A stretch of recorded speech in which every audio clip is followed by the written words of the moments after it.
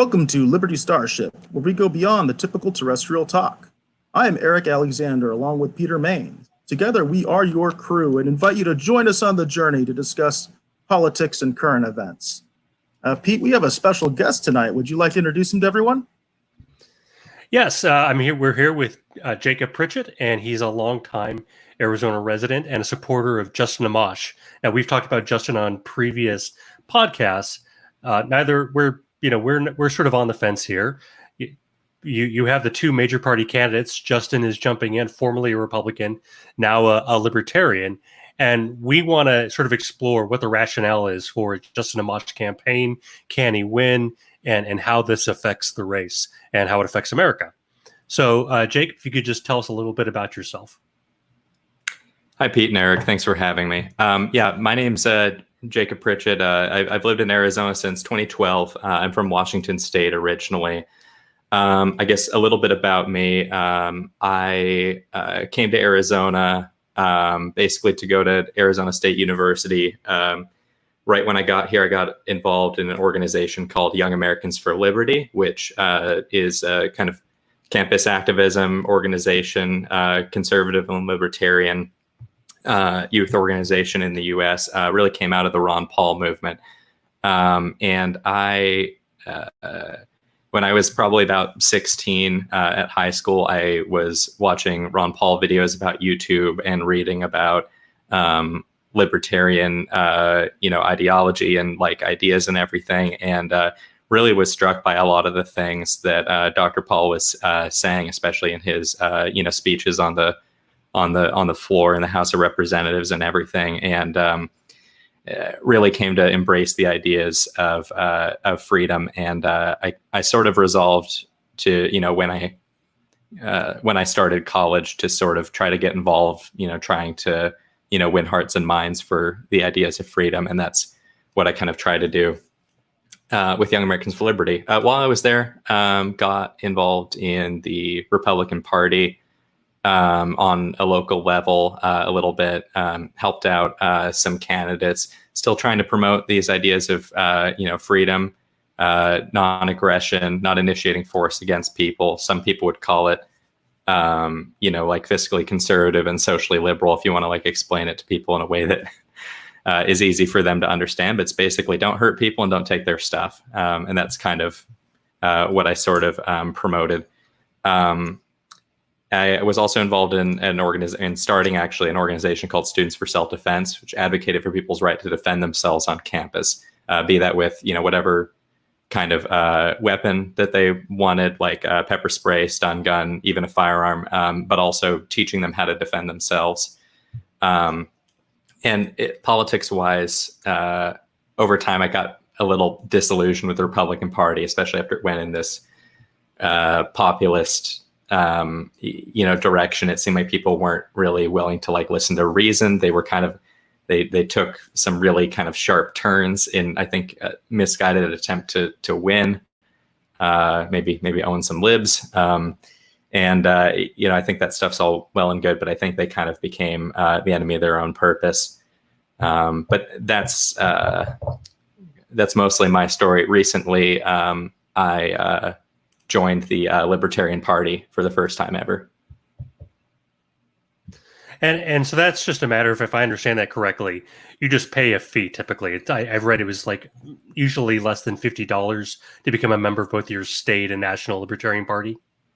Yeah, so I joined the Libertarian Party online, paid some membership fees. I might look into some other stuff later. I kind of did like a really basic level thing. That's something I definitely encourage doing. If you do decide that you'd like to support the Libertarian Party and the stuff that they're doing, go and pay their fee. It'll help them pay for their campaigns. And when I was a teenager, I got some nice pamphlets from the Libertarian Party that explained, a lot of their positions on things like corporate welfare and stuff like that and everything. That somebody has to pay for that stuff, so that could help. Also, registered Libertarian in the state of Arizona. That's good for keeping their stature up in your local. So register in your local state if your state has partisan registration. That can be kind of a double-edged sword, because right now the Libertarians in Arizona are considered a major party, so it's actually harder for them to get on the ballot, if I understand correctly. Sort of. So the situation in Arizona, and granted, I'm new to the Libertarian Party, so you know, don't be mad if I butcher things. But basically, there was a court decision that the Libertarians kind of advocated for to keep other people from being involved in their primaries. They wanted to close it off. There were apparently some bad actors, some people, kind of trying to use them for purposes that weren't good. But consequently, the signature requirements for Libertarian candidates are actually more stringent in a sense. So it's like the same percentage of like party members you need and everything. But so if you're a Republican or a Democrat and you want to run for office, you need to get signatures to qualify. You can get signatures from Republicans or from independents if you're running to be a Republican. If you're a Democrat, you can go Democrats or independents. Much easier to find people to get nominated.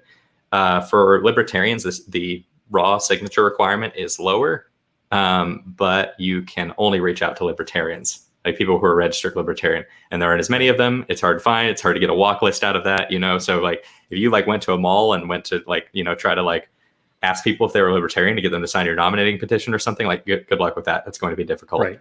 So there are, I think you're right. There are some hurdles there. Yeah, I remember when they changed that. I remember when that happened, and it seemed like the all of a sudden there were like no Libertarians on the ballot anymore. Yeah, and I confirmed recently. I talked to somebody who was involved in the state party, and they said, yeah, unfortunately, don't have anybody on the ballot this year. That's something actually I think I'd like to help change. I think we could talk a little bit more about this. Right, that literally happened in the middle of the night. Barry Hess was calling Russell Pierce in the Arizona State Legislature complaining about that.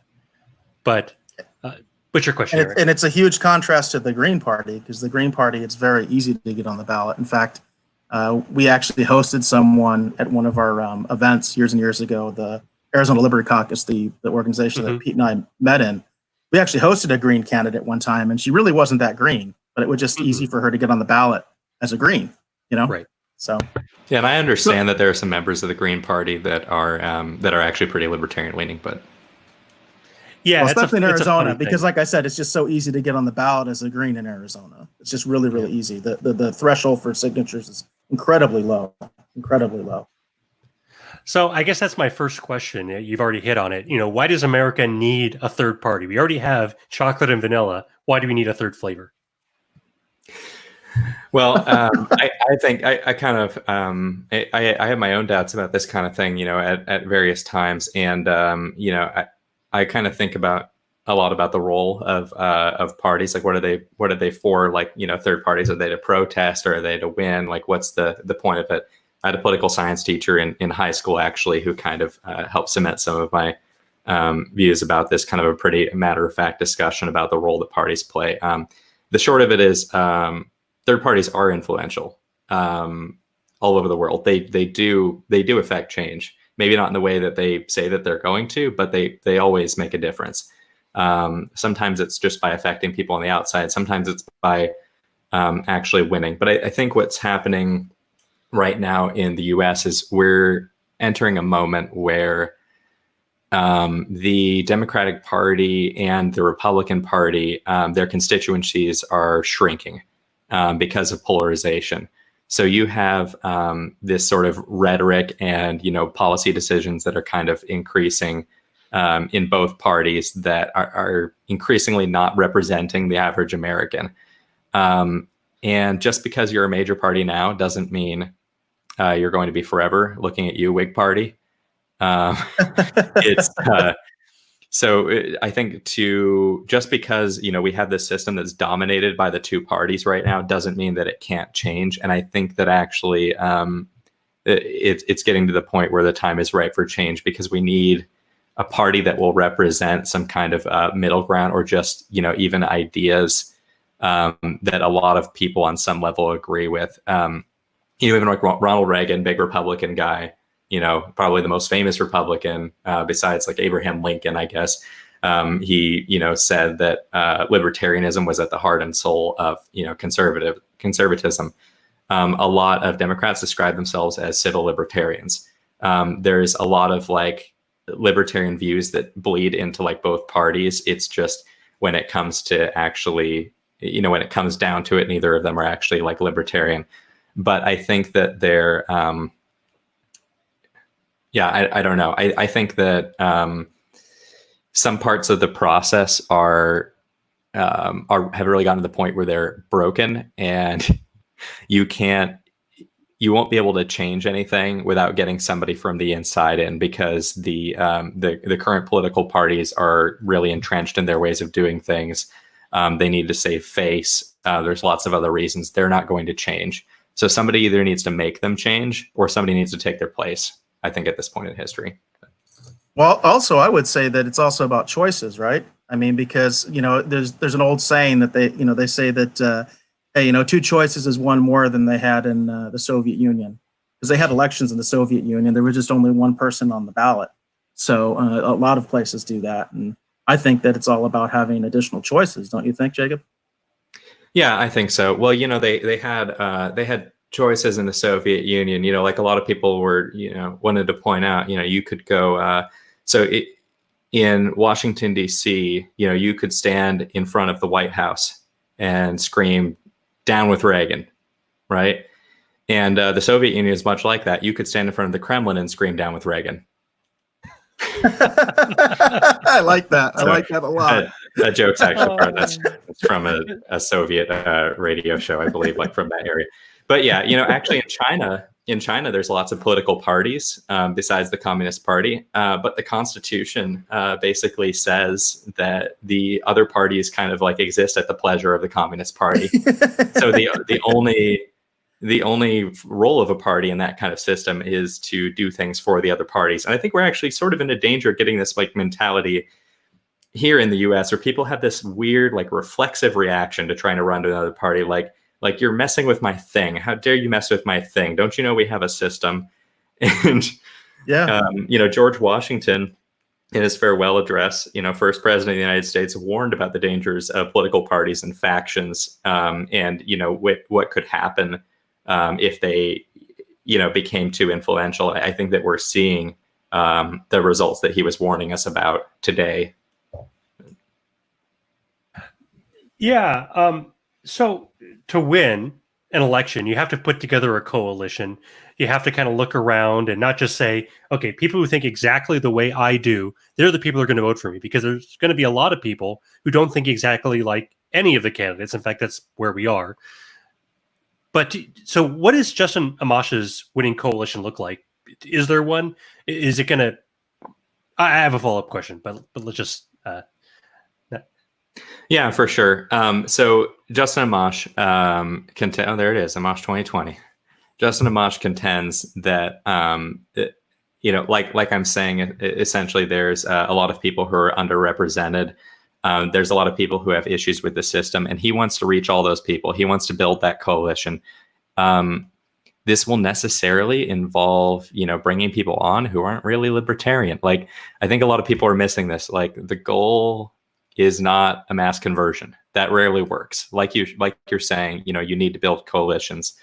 I think that 2 major things that I think I always thought people should focus on, and he is focusing on, I think, which is great, is there's 2 things that government does a lot that hurt a lot of people and could be, reined in to a degree. One of them is cronyism.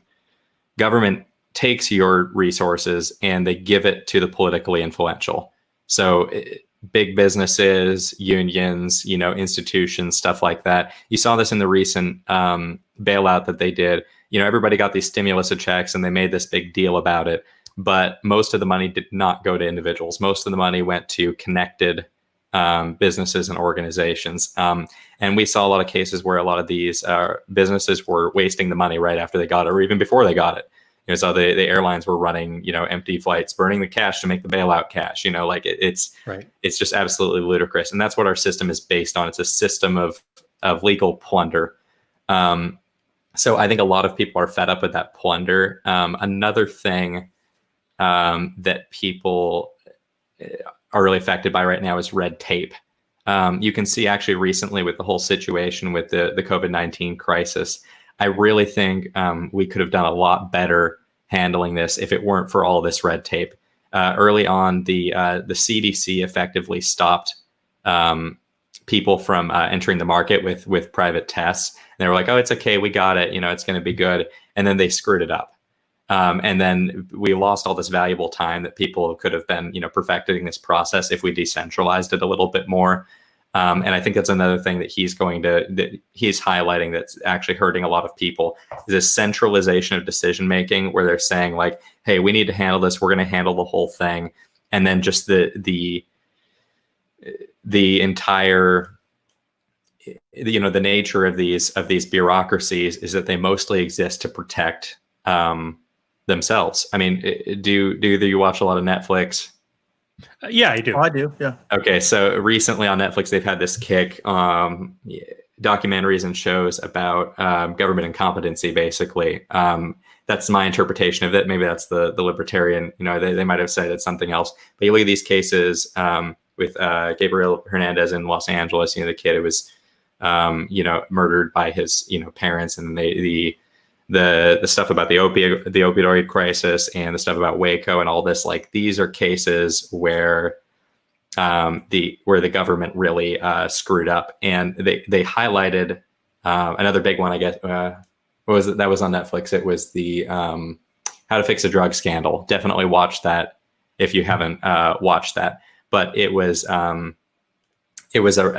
big, overarching narrative where you saw over time that this bureaucracy in the state of Massachusetts was functioning exactly how it was meant to.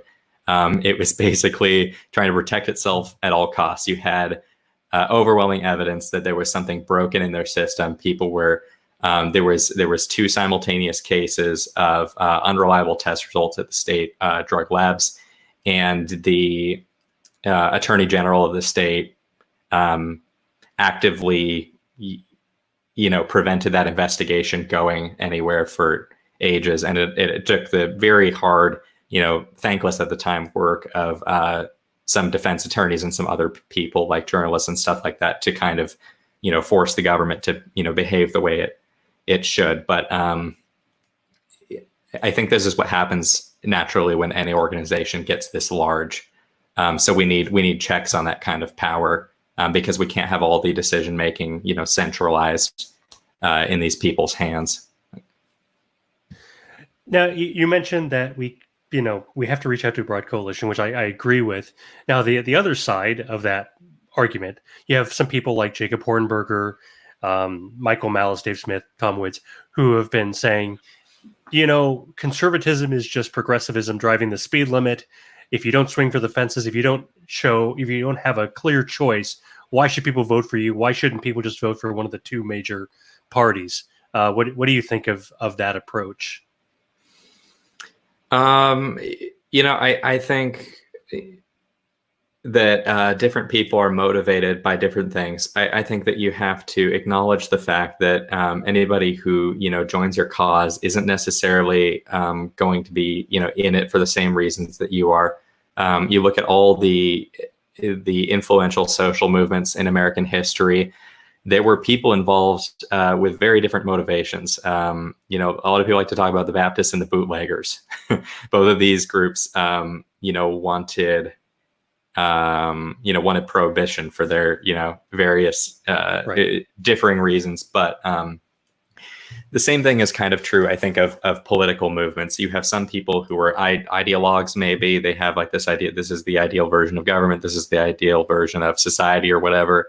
And they're going to try to convert people and evangelize and bring people their cause. But I think that if you want to actually move the needle in your direction, you're going to have to get people involved who don't necessarily, agree with what you agree on. And it's not even that you really have to compromise on your principles. You just have to think about, okay, what am I trying to do? What goal am I trying to achieve? And then focus on the things that are going to bring you, do something that, affects change in a positive direction, in a way that you can get other people on board. Yeah. Ron Paul had End the Fed, Trump had the wall, Bernie had Medicare for all.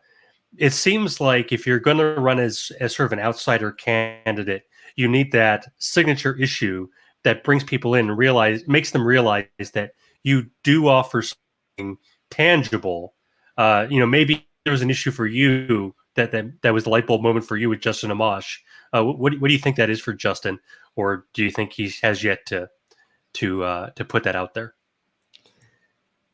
Well, I got to be honest with you. I think the reason that this might not be the best reason for everybody, but the reason I started supporting Justin Amash, very early on, I followed him is because I looked at him and I was like, this is somebody who earnestly wants to do his job correctly. He understands like what the Constitution is there for. He understands. He has this foundational understanding of. I guess both ideology and just kind of like, economic truths that helped kind of like form this ideology, and it sort of drives like everything else he does. So in his case, I think it's individual rights and the rule of law. So this idea that there's a purpose to the law. It's the organization of the collective right to self-defense. It's there for everybody's benefit. But when you start doing certain things, it's dangerous to the very goals that you're trying to achieve. But honestly, I mean, just advocating for limiting government and restraint in government consistently, explaining everything he was doing and why he thought it was the right thing to do, taking his oath of office seriously, it's like he's not there to do what lobbyists want him to do. He's there to do his job correctly. And I thought about this when I was thinking about, when they were saying he was considering running for president. I thought, this is the first person, if I get to vote for him for president, he will be the first person I've ever voted for president that I actually liked. And it's amazing. But like, I can look at this person like, I know that we elect him. He's going to do his best, to actually do his job. And it's you should be able to say that for anybody running for president, but like I don't think that that's the case. So that's kind of what made me support it. I think he understands the proper role of government, and that's his main issue. Now you need to package it in different ways, obviously, because that just it sounds a little like floaty when you say it that way. But he says we need a government that secures our rights, supports equality before the law, and cronyism. Like, these are some bullet points that I think people can get on board with. Yeah, it's not very concrete. To a large degree, I'm not a boomer who has a history of, should I say it, sexual allegations against me. For a lot of people, that's a big thing. People don't trust the president. People don't trust Biden, who has a long history of lying about his biography and plagiarizing speeches, all kinds of things. So I think it's kind of an obvious question. Do you think that his age helps him just because he's a Gen X type? Do you think that adds anything? I don't really know. I think that should help. He's brilliant. He just turned 40, I think. So he's really, pretty young to be running for president. I think it's nice to have somebody who can kind of like represent, millennials and Gen Xers in this thing where you have, two people who are, really much older with maybe all the, I guess kind of like culture and, ideas that go along with that. I don't want to be ageist. Like, I don't think like, if you're younger, you're necessarily like better or anything like that. That's not really, and a lot of people spend too much time on that. I don't think that's really the point. But I think it could work in his benefit that he's older. And his question about messaging, like, I don't want to act like I can speak, for him or for his campaign or anything. They probably have a way more articulate way of putting like what his message is that I do. And right now, I'd like to remind everybody what we have is an exploratory committee. There's technically no campaign yet. So he did announce he was interested in running for president. He has not secured a nomination yet.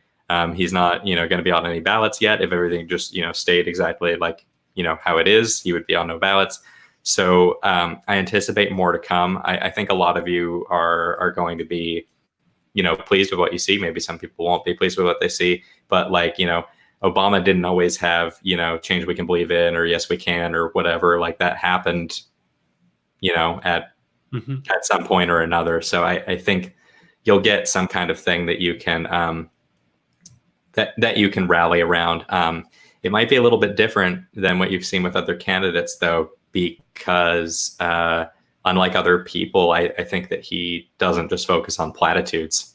I think that that's one of the main like distinguishing differences. There isn't there isn't any one like platitude that can like, sum up what you should do as president. So Right. Well, I think one thing that's interesting about Amash, at least right now in this preliminary stage of the campaign, like we were talking about that tweet earlier off the air. I wish we were talking about where he says he's going to do things like end asset forfeiture, end the war on drugs. He's going to end this, end foreign wars, end this. I'm going to get rid of this, get rid of this, get rid of that. But at some point, what Amash needs to do is also say, well, this is what I'm going to add. You know what I mean? Like this is what I'm going to bring new to the table. And I haven't seen that yet. Have you seen that? Yeah, I've seen one thing, and I think maybe people aren't focusing on this enough. So I think I would like to point it out because I think it's very good. It's just, I don't know, it might be not meaty enough for like some of the pundits or something, but I think it's very important. So we should probably try to get people to get it. And it's that Congress is broken. So basically what he's saying is the way the process works right now is the president and the leadership of both parties get together and then they come up with some deal about like what everybody's doing. And then they tell everybody how to vote. And that's the entire thing right now. There is no deliberative body. So I guess if you were to sum it up in a short thing that you could tell people, it's you are not being represented. You're electing representatives to Congress, and they're not representing you because the system doesn't allow them to.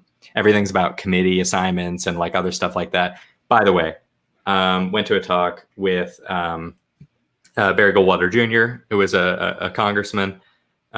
He was explaining how committee assignments work. I didn't really know anything about committee assignments. So what a lot of people might think is that, they look at you and you're like, oh, Dr. Ron Paul, you're a medical doctor. Oh, that's good. We'll put you on, a healthcare committee or something like that. Nope, not how that works. Apparently, the way the committee assignments work is they basically do it based on seniority. The ones that are considered the best committees to be on are given to the people who have been there the longest and the most loyal, et cetera, et cetera. And then the way they get their expertise is that they invite experts to come and educate them. So experts, we're talking about lobbyists basically. So people are making their, decisions about what the laws are going to be for the U.S. based on what lobbyists are telling them to do. Right. Yeah, I've heard him talk about that, and he's absolutely right. In fact, he was quoted in the book American Carnage at length, sort of talking behind the scenes to Tim Alberta about how, I guess it was John Boehner was the predecessor to Paul Ryan. And, Amash had been very much against Boehner. Like his whole thing is, we're going to get Boehner out. We're going to put one of our people in. And they put Paul Ryan in, who had been sort of a Tea Party guy. And he was even more top down and didn't allow them to do anything. No amendments coming from the floor. Everything had to go through the Speaker of the House. And the only reason, as far as I can tell, why you have the two parties working together right now is because the Democrats have the House and the Republicans have the Senate. Otherwise, it would just be the Senate Majority Leader and the Speaker of the House working together, both from the same party, coordinating. But yeah, I think he's absolutely right about that. But it is a bit of a wonky issue. But the fact, I think you're right. It's a bedrock issue. This is about, are we being represented, even in a literal sense? Are our representatives even trying to represent us? So we're running a little short on time here, but kind of where do you see this going? Can he dig into the Biden coalition or the Trump coalition, or can he get the Bernie bros on his side? Do you see any of that happening? Is he going to win any states? Where is this going? I think it can happen. I think what needs to happen is it needs to dawn on people that something is broken and needs to change. And I know people have a short political memory, but just think about like what the Republicans have been doing, what the Democrats have been doing, what they've been promising you. Have they ever delivered on their promises? I mean, you have the Republicans always run on like limited government. The Democrats always run on like social justice or something. Like it just never actually pans out the way that they say it's going to. And sometimes they just shift every 10 years on like what their positions are. It's like it's all just some big kind of game. So I think if you can hammer home the point that our republic representative democracy, it isn't working, and that we could make a change. This is something concrete Justin Amash said that he would do. He said, I'm not going to participate in this process. If you elect me to be president, I'm not going to collaborate with the leaders of the two houses and the parties to make these decisions. I'm going to force them to bring it to Congress and deliberate, because that's what Congress is supposed to do. Your representatives are supposed to represent you in this body, debate, write laws that way. That's how it's supposed to work. So if people, I don't know, if people want to fix, the Democratic Republican system of government, which people are saying all the time, right? Like, democracy is broken. How many times have you heard that? This is your way to fix democracy. Every 4 years. Yeah. Yeah. I think that this is your best shot at fixing democracy. So that's kind of, if that point, can get through to people, then I think that he'll have more success than people are thinking. Also, I'd like to point out that he constantly surprises people. I remember when he was running against this guy, I think his name was Brian Ellis, in his primary in Michigan. A lot of his colleagues, in the House dumped him. A lot of his donors dumped him. A lot of people went to this guy. The guy was rich. He was funding his own campaign. He ran a lot of like nasty stuff, calling Justin Amash like a friend of Al Qaeda and all this other kind of stuff. Beat the guy by more than 10 points, I think, which wasn't something a lot of people were anticipating. They were like, all right, we're going to stab him in the back and then he's going to go away. But that didn't happen. He's been remarkably, for the amount of times people have said, you're going to go any day now. He's been around since 2010. So, yeah, and that attack, calling him a friend of Al Qaeda, is especially offensive if you realize that Justin Amash is an Arab Christian. Right. Yeah. His parents are from the Middle East. He says, dad was a refugee, mom's an immigrant. They're from Syria and Palestine. They came to America for a better life. He's a second generation American, and they were no way involved in, like you said, Arab Christian, like they're persecuted, by groups like Al Qaeda and other militant groups in that area. So the idea that you could make that association and kind of do that dog whistle, you're like, look at this Arab guy, he's doing, like, that's just awful. But I'm going off on a tangent. No, I think it's an excellent point, and I'm glad you made it. A lot of people have been saying that they think he's a Muslim, and it's a very strange thing. So I guess, well, thank you for coming on, and we've had a lot of good questions and a good discussion, I think. One final question: is taxation theft? Taxation is theft. There we go. All right. Well, thank you for being on the show, Jacob. We really appreciate it. Yeah, thank you for having me. All right. Thanks, Jacob.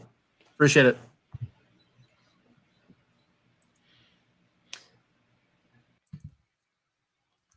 All right. Eric, how are you doing?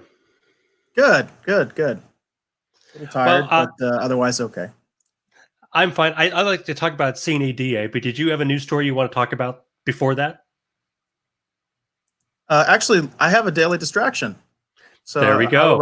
I would like to get into that. Okay. Let me see here. Let me grab up the article here. And once again, CNN has come through for me, and I appreciate the good work that CNN does for me as far as these silly news articles. So this is straight from the main page of CNN, and this was actually their top story. So this is from today. It was updated at 3:03 p.m. Eastern Time. And it says, one day after reopening, an ice cream shop was forced to temporarily close because customers didn't follow social distancing rules. And so the article here goes on to say, nearly all states partially reopened last week, and businesses across the country are preparing to welcome customers back. But because of the coronavirus pandemic, things are far from normal.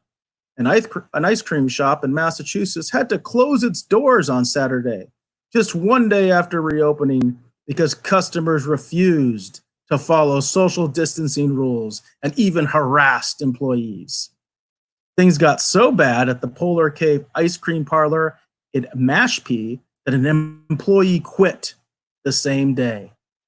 So this article goes on to state the plight of this business, and that they apparently were trying to take reservations for ice cream, and people weren't complying with it, and they decided to come anyway. They started to get into arguments with the employees, according to the owner.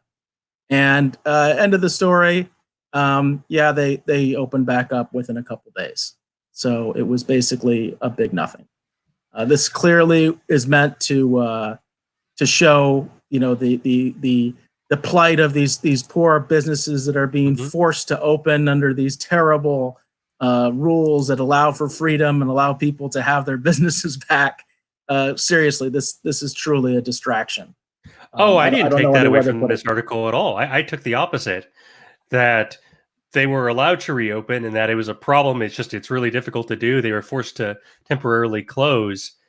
Now, what I don't understand is why they were punishing the business owner. Why didn't he just kick if he had disruptive or patrons they thought were being disruptive, why didn't he just kick them out and that's the end of it? Well, that's the point. Well, why didn't he? Instead, this article is basically about this sort of little drama tale about all the terrible things that happened when they opened and customers not complying, because it's all about compliance. That's the whole point. Right now, that's the spin, is if you don't comply, you're bad. So they're trying to say that the customers weren't compliant with their regulations of this particular business, when it seems to me the whole thing was just an overhyped distraction. Again, that's why I brought it up as a daily distraction. I understand that there are places that are dealing with unruly customers. You're always going to have to deal with unruly customers. That's not a problem that happened overnight or happened because of the coronavirus. There's always been unruly customers at every business. There always will be. That's not something that's going to change anytime ever. But I think that the spin on this is very clearly to show this idea of, oh, well, are we opening up too soon? These people, these customers. I mean, how dare they be doing these things? How dare they be going out? How dare they want their ice cream? That kind of thing. Which I just think it's agenda driven. Right. To me, there's clearly an agenda behind this, and the fact that this was the main article on the CNN page, that to me just speaks volumes. This is not like something that was buried under some tab somewhere about buzz or local news or anything like that. This was on the CNN main page. It was the lead story. It was the top story on the page, and it's very clear to me that there's an agenda behind this story. There's a message that they're trying to take, because remember, most people, all they're going to read is the headline. They don't even bother to read the article. And if you read the article, this place opened back up within a couple days. They basically they got upset, or they had the issue or whatever, and they were back up and running within a couple days after this apparent issue that they had with the customers. And again, it's also kind of this thing is like, well, I've always grown up under the idea that the customer is always right, but apparently that's not what everybody agrees on, right? So it is what it is. Well, they're not if they're not following store rules. You're the business owner. You have to set the rules. And I took exactly the opposite, that a conclusion that you're saying CNN is trying to imply here. Because if you've been closed now since March, and I don't know if this is a 24-hour, 12-month-a-year ice cream business. There are some that are only open in the summer months, so maybe they wouldn't have been open earlier anyway. But to be closed for 2 months and to then lose 4 more days, to me sounds like a really big deal. Like, that could really hurt your business.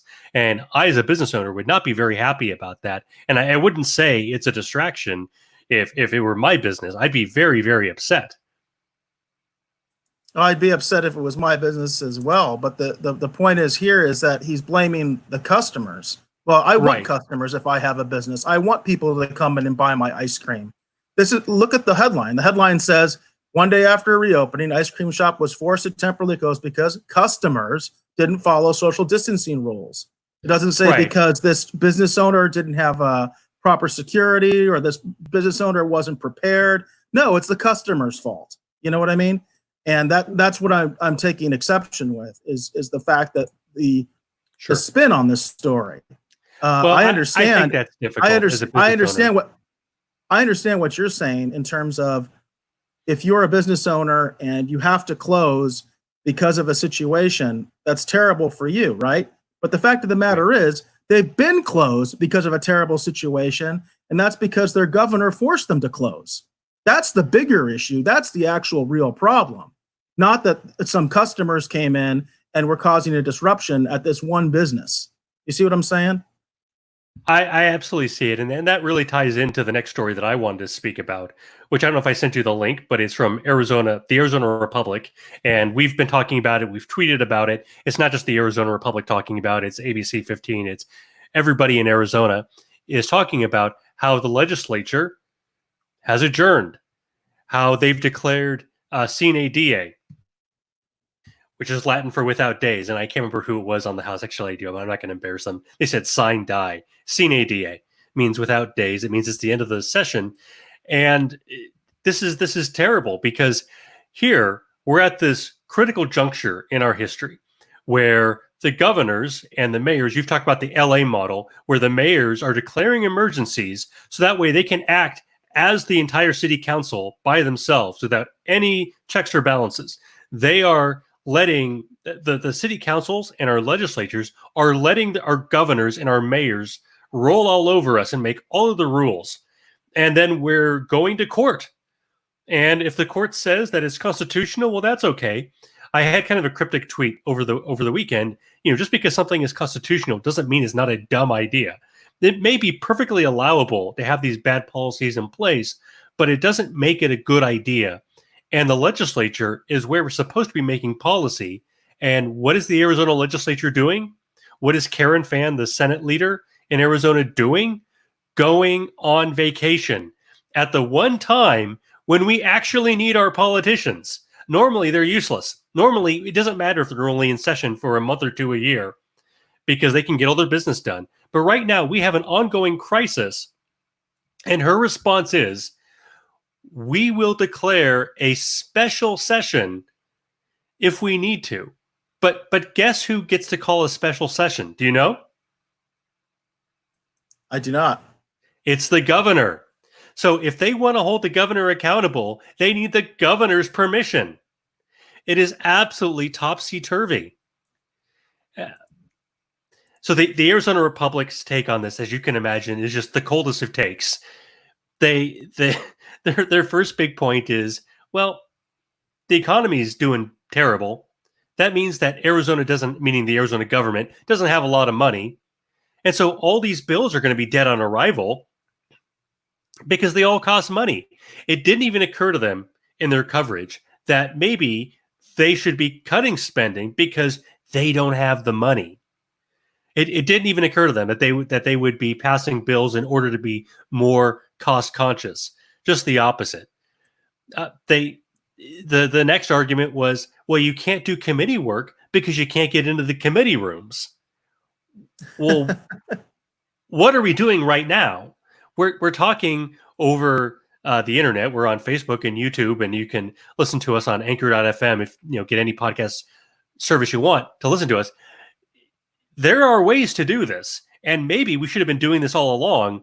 Telecommuting, letting our legislators telecommute. So that's a non-starter. That doesn't make any sense. But like no imagination whatsoever. And and it goes on. This woman Joanne, I know some lawmakers want to punish the governor for issuing his stay-at-home order. They fear that if they end the legislative session, they won't be able to smack him down, particularly if he issues another. He shouldn't be allowed to issue emergency orders while the legislature is in session. He shouldn't be allowed. They've had time to respond. They've had time to think about it and think about what they want the policy to be. Why do we assume that the governor should be unilaterally making this policy? And why is it a partisan thing? Why is it just Republicans?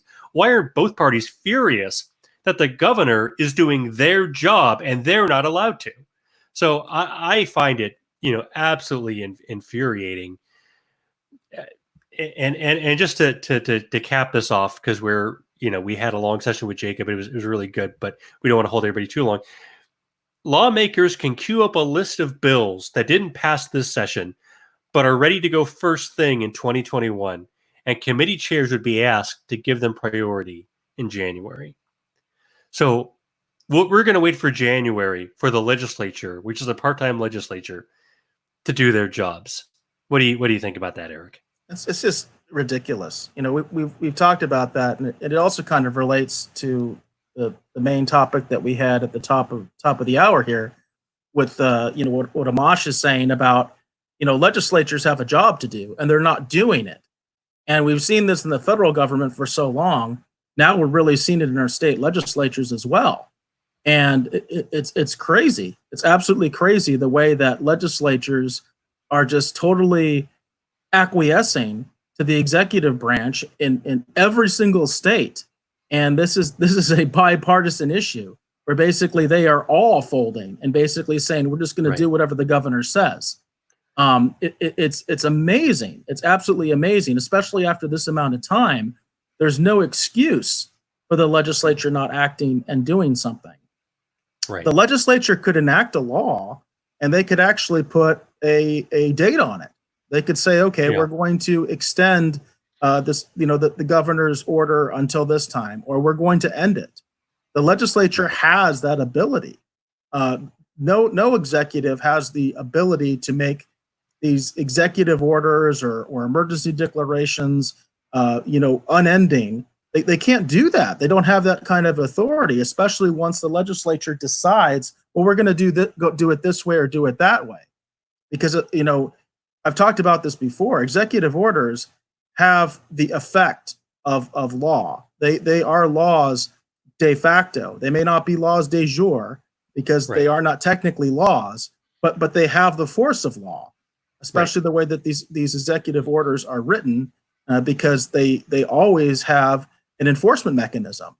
Right. Because the most governors do have an apparatus to declare emergencies and do things like force evacuations and things like that. That's what those laws are for, right? That's exactly what those laws are for. Right, so and the way that there is a criminal penalty to that. So and the way that Governor Ducey's been able to speak out of both sides of his mouth on this issue is he's saying, well, I'm not imposing the penalty or I'm not enforcing this. It's just a suggestion, which isn't true. We've gone through the language. But in many cases, it's your county health inspector who is going to be enforcing it and then calling the sheriff to come arrest you. So the sheriff has clean hands. Hey, we're not cracking down on businesses. We're just responding to the health inspector. And the governor, well, I'm not doing anything. But it's all nonsense. Yeah. Well, like I said, it's not as if he's directly ordering the state police necessarily to do these things. He's putting these orders out, and then he's leaving it on to individual sheriffs, police chiefs, mayors, to decide how to enforce these things, which just creates a big mess. Right. And, I will give Arizona Republicans some credit here. We've seen a lot of pushback against Governor Ducey's order, which is the right thing to do, because you don't have a republic if you have one man acting unilaterally. We can call it a dictatorship or a tyranny or an empire, whatever you want to call it. But this is what happened with Rome. And I don't want to be too dramatic here, because people always compare the United States to Rome. But one of the things that happened with the Roman Empire was that the Senate became less and less important, because they still met and they still voted, but they were basically just a debating society. They just advised the emperor and really couldn't bind him anymore. And that's where we are with Congress, and that's where we are with our state legislatures in many cases. That's a good analogy, unfortunately. It really is, because the Roman Republic, it was a republic. That's how they started out. And of course, it became an empire. And quite frankly, a lot of people think we're on the same road. So yeah, in many ways, we're already there. Eric, I think we could talk about this for a long time. We got a lot of traction on Twitter. I think a lot of people are talking about this issue. But what was your final segment for the night? Let's see. I had a couple backup articles here. Let me see which one I want to actually take on here. Well, I thought this is interesting. This is actually another CNN article. So I'll be fair. This is a good article, in my opinion. Some real news, if you will. And this was updated today. And this is about the issue in South Dakota between the state and the tribes, which is something we haven't talked about. And this is an issue. This is an interesting issue to discuss. So it's an interesting wrinkle because this is going against the grain of everything else that's happening in the country. So this is South Dakota, which South Dakota, for those that don't know, has been one of the states that's resisted any kind of tyrannical declarations. And the headline here reads, South Dakota's governor threatened to take 2 tribes to court over coronavirus checkpoints. And here's what's to know. So it says a group of 17 South Dakota legislatures urged the state's governor to try to reach a compromise with 2 tribes that have added checkpoints to help control the spread of coronavirus. Now, the lawmakers said in a letter dated Saturday that they did not wish to be party of another lawsuit that will ultimately cost the people of South Dakota more money. We wish to work with all parties involved for a reasonable, legal, and appropriate solution that addresses the concerns of all sovereigns involved. Instead, the lawmakers asked the governor to meet with members of both tribes to negotiate a resolution that reflects our combined goal of keeping all people healthy and safe. So what we have here is 2 tribes that have started to put checkpoints in the state of, within the borders of the state of South Dakota, but on tribal land. So we have the Oglala Sioux and the Cheyenne River Sioux tribes, which have set up checkpoints to regulate who comes in and goes through their reservations. Both tribes have issued strict stay-at-home orders, while the governor has not. So they also have curfews on these reservations. The checkpoints established to help control the spread of the coronavirus the spread of the coronavirus are the reservation's best tool to protect themselves against the illness. That's according to the Cheyenne River Sioux Tribe Chairman, Harold Frazier. He said reservations aren't equipped to deal with the coronavirus outbreak, and it does specify in here about what limited resources they have on the reservations in terms of very limited health care, that kind of thing. So they have a severe capacity issue. But what they've done is they've issued these very strict checkpoints, complete with travel papers. It says, for instance, for those coming from a quote-unquote hotspot, they can only go to the reservation for essential activities and can only do so after obtaining a travel permit available on the tribe's website. So it's a very interesting situation because what you have here is that these tribes have decided to establish actual checkpoints within the reservation to stop people from either coming or leaving the reservation, for that matter. And they're issuing their own travel papers and things like that. In particular, the issue here is that some of the roads that they're using are interstates and freeways and things of that nature. In other words, they are actually roads that are maintained by the state. And that's one of the sticking points with this particular issue. It's actually really interesting. So you kind of have this fight over jurisdiction. And there's even some old cases here cited all the way back from 1851 and 1868, where they talk about some of these different agreements. Because, like, for instance, there was an agreement dating back to 1851 that pledged that it recognized the government's right to create roads and posts in parts of tribes' territories. But at the same time, it also established, there was another document that established that the reservations are obviously sovereign, so they have a great deal of latitude when it comes to enforcing who can be on these roads, but they're not supposed to be doing these things without consultation with the state. So it's a really interesting situation.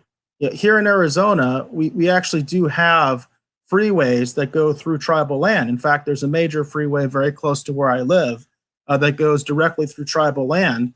And the state has a compact so that they can enforce traffic regulations and things like that on the freeway. Now, So is that the it's a 101 or weird the situation. Beeline Highway? What's that? Is that the 101 or the Beeline Highway? I'm specifically talking about the 101 because the 101, kind of goes. It's a big stretch of it is on tribal land, but it's like a major thoroughfare for people when they're commuting. Here in the Phoenix metro area, and there's a compact involved, so that basically the state police and theoretically any state certified police officer can enforce traffic laws and deal with crimes on that stretch of the 101. And obviously, there's no the tribe is not supposed to be closing that down for any reason. That's the point, because of the compact that they have with the state. I don't know what kind of arrangement that South Dakota has with these kinds of roads and these kinds of closures, but the governor apparently thinks that they're in violation of whatever agreements they have. And it's just a really weird situation, because it kind of goes back to, we've talked about things like the 10th Amendment, we've talked about things like the 14th Amendment. There's reasons for why these tribes are doing what they're doing, but these are extremely draconian measures that they're doing. Issuing travel permits and things like that. That to me is really extreme. Really, really extreme, and it gets into the issue of at some point it seems like the Justice Department and the Department of the Interior have to intervene in this because it's kind of gone too far.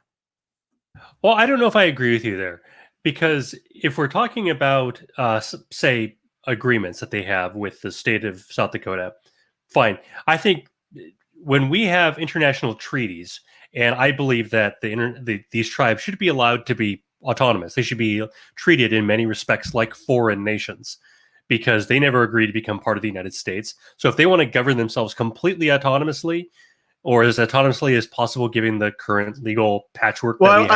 I want to correct you on that, because these tribes have treaties, so they did agree to become part of the United States. These treaties make them still. They still are subject to the federal government, and that's what I was talking about. Okay, but there's a couple things there. One is those were largely made under duress, under coercion. I don't think we're happy about the Trail of Tears or how we've treated Native peoples historically. But these were separate people. They were here before we got here, and we've created these reservations with the thinking that these are basically semi-autonomous areas. And maybe we should be thinking about rolling this back now. Whether these draconian measures, as you put them, are wise, I'm all in favor of giving them as much leeway as possible. So long as they respect their agreements, freely made, with the state of South Dakota. Just like any treaty that you make with a foreign nation is above the Constitution, even in terms of, or at least on par with the Constitution in terms of force, because we can't make a treaty with somebody else and then later say, oh, we're not going to be able to abide by that because, well, there was this law passed by Congress last year that doesn't allow us to. There's two issues here from a practical standpoint, getting beyond the ideology. And one is the rights of the people on the reservation, that they have the same constitutional rights as anybody else. Just because you're Native American doesn't mean that you're not entitled to 14th Amendment protection. So the idea that they have to get travel papers and things like that, to me, is a violation of their constitutional rights. Now, the other side of it is, you have, I don't know how big these reservations are. I don't know how much of a territory they cover within South Dakota that it makes it to the point where it's difficult to travel within the state because of these checkpoints. And that is something that's also relevant. And also what's relevant is who pays for those roads. That's also what's very relevant in this discussion. So I think it's interesting. I mean, it's something that I personally would like to be a little more educated on. But there's definitely some valid issues and valid concerns, as far as I'm concerned, about what they're doing here. Right.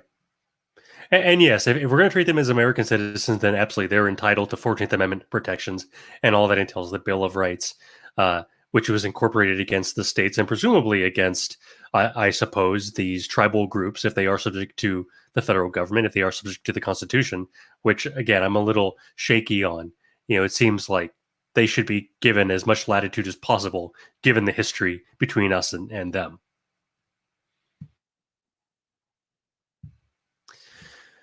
Yeah, so this is a little different because normally it's been the federal. Well, that's not even true. That's not even true, is it? Because the federal government hasn't imposed anything on the states. The states have kind of imposed some things on localities. Well, this is but the reverse. In this the reverse. particular state, they haven't imposed anything. South Dakota has been extremely liberal when it comes to this entire situation. It's these tribal authorities that have imposed these checkpoints. Right. So it becomes an issue of what I really care about personally is the people. I care about individuals and things like that and their rights. I don't really care as much about the institution. I just want to use whatever institution I can to encourage people's individual freedoms and liberty.